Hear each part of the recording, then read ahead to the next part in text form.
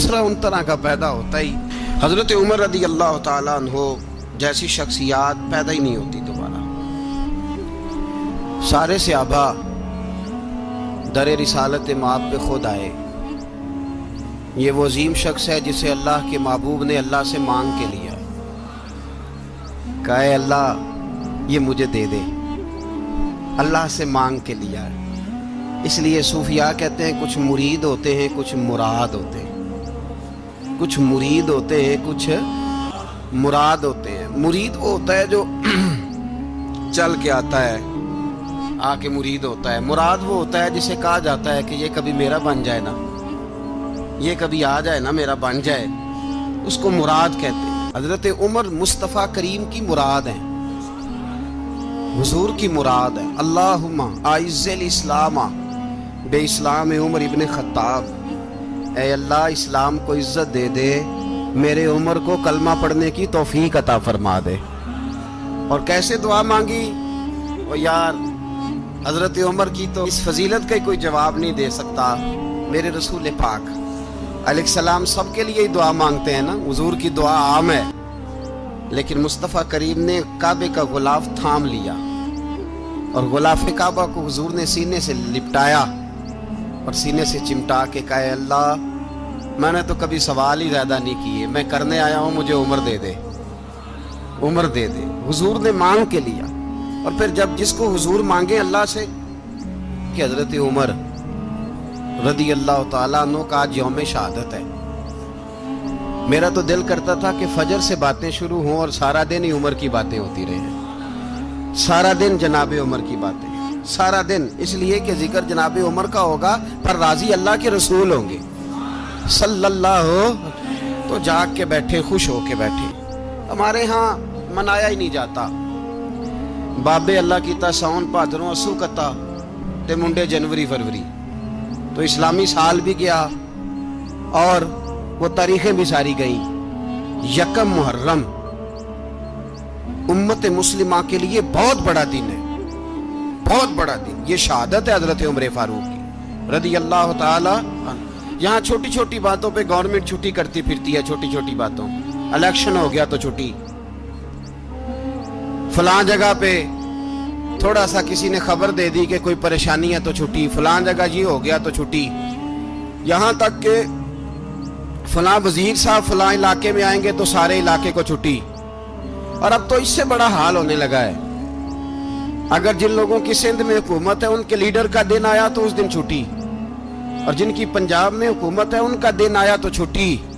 हमारा मुतालबा है हुकूमत पाकिस्तान से, अगर सर उठा के जीना चाहते हो तो यकम मुहर्रम को छुट्टी किया करो।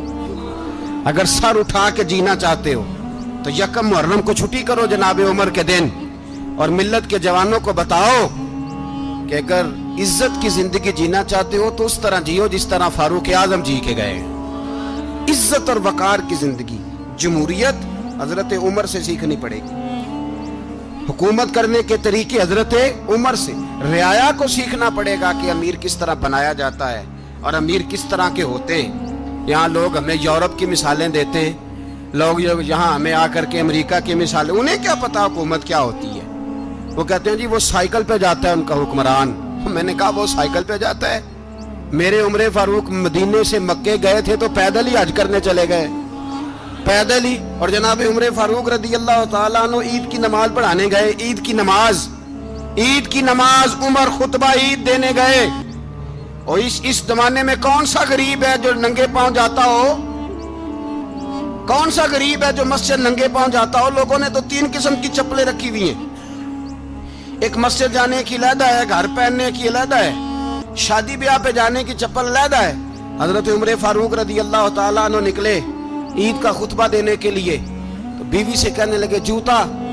उसने कहा साहब इतनी दफा टूटा है अब गांठा नहीं जा सकता, इतनी दफा टूटा है कि अब दोबारा पेमंद नहीं लग सकते। तो हजरत उमर कहने लगे चल कोई अर्ज नहीं, बगैर जूते के नंगे पैर ही चलते हैं, कोई अर्ज नहीं। तो कहने लगे लोग क्या कहेंगे? फरमाया चुप कर। लोग, जिस दिन उमर ने ये देख लिया ना लोग उसके बारे में क्या कहते हैं, उस दिन उमर उमर नहीं रहेगा। तो कहा फिर आपका नजरिया क्या है? फरमाया मेरा नजरिया ये है कि रब रसूल मेरे बारे में क्या कहते हैं। لوگوں کا کیا ہے؟ لوگ کل کسی کے بارے میں کچھ کہتے ہیں اور پرسوں کچھ کہتے ہیں. میرا نظریہ یہ ہے کہ رب رسول میرے بارے میں ننگے پیر عمر جا رہے ہیں. کون جی؟ میں بڑا ماڑا. اچھا جناب، کیا کیا غربت ہے؟ 10 قسم کے جوڑے لٹکے ہوئے ہیں کمرے میں، اور پہننے کی فرصت نہیں. سویرے کیا پہننا ہے، شام کیا پہننا ہے، 15 سوٹ کٹھے استری ہو کے لانڈری والا بھیج رہا ہے، اور تو غریب ہے. تو بہت بڑا غریب ہے.